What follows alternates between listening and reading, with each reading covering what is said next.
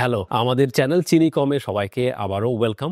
আমাদের একটা video already publish হয়েছে, যদি না দেখে থাকেন সেটা দেখে আসতে পারেন। অ্যান্ড আজকের ভিডিওতে একটা খুবই ইম্পর্টেন্ট জিনিস নিয়ে কথা বলবো, যেটা প্রত্যেক ডায়াবেটিস পেশেন্ট, সেটা হোক টাইপ 2 অথবা টাইপ 1, যে ধরনের পেশেন্টই আপনি হন না কেন আপনি ফেস করেন। অ্যান্ড এই জিনিসটার সলিউশন আসলে বাজারে আমি দেখি না, আপনারা দেখেছেন কিনা আমি জানি না, দেখে থাকলে অবশ্যই শেয়ার করবেন। বিষয়টা হচ্ছে যে স্ট্রিপের সমস্যা।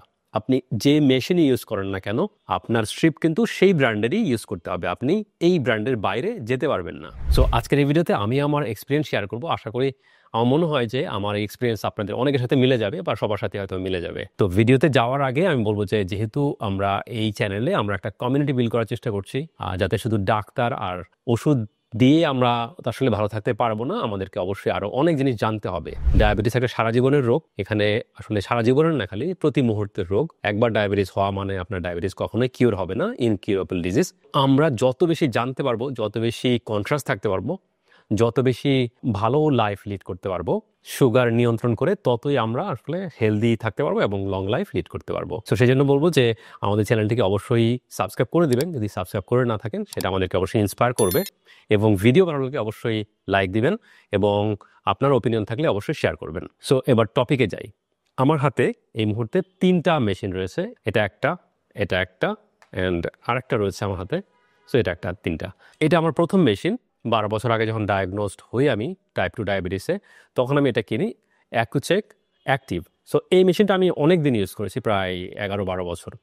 বাট যেই সমস্যাটা নিয়ে বলছিলেন যে স্ট্রিপের সমস্যা, এই মেশিনটা বাজারে সবচেয়ে বেশি চলে এবং নোন ব্র্যান্ড মেশিনও ভালো, আমি বলবো দামও অনেক বেশি। বাট এই মেশিনটার সমস্যা হচ্ছে স্ট্রিপ। আমি লাস্ট 2-3 বছর ধরে এটা ফেস করছি। যখনই আমি স্ট্রিপ কিনতে যাই তখনই দেখি যে স্ট্রিপের মেয়াদ মাত্র 2-3 মাস রয়েছে।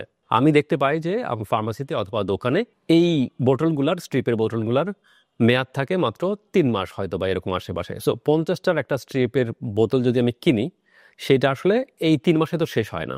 এবং এই 50টার দাম রিসেন্টলি তো অনেক বেড়েছে, আগে থেকেই বেশি ছিল। এটা একটা অপচয় যে আমি হয়তো বা অর্ধেক ইউজ করলাম, বাকিটা আর ইউজ করতে পারছি না। এই সমস্যা যখন আমি ফেস করছিলাম তখন আমি ভাবলাম যে ওকে, স্ট্রিপ যেহেতু আমি আকস্মিকের স্ট্রিপের দাম এত বেশি এবং মেয়াদ কম, তো আমি অন্য কোনো বিকল্প দেখি।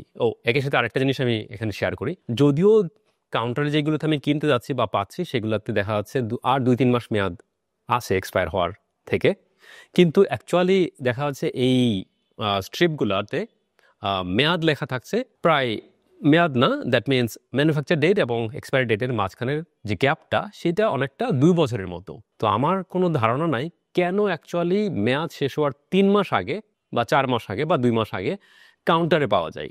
এইটা আসলে কেন হচ্ছে? এটা কি কোনো সিন্ডিকেট, নাকি এটা অন্য কোনো কারণে, মানে দৈবিক কারণে হচ্ছে? এটা কারো কারো কোনো কন্ট্রোল নেই, আমি জানি না। সো এনিওয়ে, তো এই সমস্যার কারণে আমি তখন মেশিনটা চেঞ্জ করতে বাধ্য হই। তখন আমি নতুন মিটার খোঁজা শুরু করলাম এবং শেষে আমি নন ব্র্যান্ডের এই মিটারটা কিনলাম। এটার নাম হচ্ছে গ্লুকো লিডার। তো আমি বেশ খোঁজাখুঁজি করে যেটা দেখলাম যে মেশিন টু মেশিন আসলে টেস্টের রেজাল্ট খুব বেশি পার্থক্য হয় না। সেই কারণে আমি ভাবলাম যে ওকে, আমি একটা নন ব্র্যান্ড মেশিন কিনি এবং এটা কিনলাম।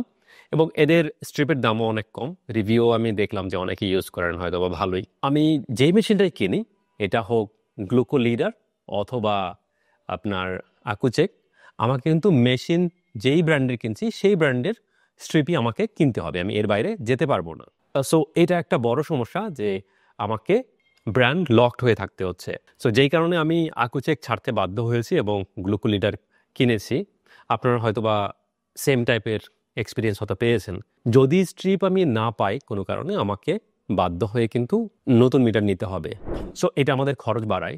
ডায়াবেটিস পেশেন্টদের এমনিতেই প্রতি মাসে কন্টিনিউয়াস বিভিন্ন রকমের ওষুধ থাকে, তারপরে ডক্টর দেখানো, ডায়াগনোসিস প্লাস খাবারের পেছনে খরচ, সো অনেক খরচ। সো এই জিনিসটা আমার কাছে একটা বার্ডেন মনে হয়েছে, অনেক বড় একটা চাপ মনে হয়েছে ডায়াবেটিস পেশেন্টদের জন্য। সো আমি ভাবছিলাম যে এই ধরনের কোনো সলিউশন কি বাজারে আছে, যে আমি যেই মেশিনেই কিনি না কেন বা যেই মেশিনে আমার হাতে থাকুক না কেন, আমি যে কোনো স্ট্রেপ দিয়ে আমি আমার এই মেশিনে আমার ব্লাড টেস্ট করতে পারবো। এটা একটা সলিউশন। অথবা এমন হতে পারে কিনা, এমন কোনো স্ট্রিপ বাজারে আছে কিনা যেটা সব ধরনের মেশিনে কাজ করে। সো এই সলিউশনটা আমি জানি না আসলে আছে কিনা আদৌ।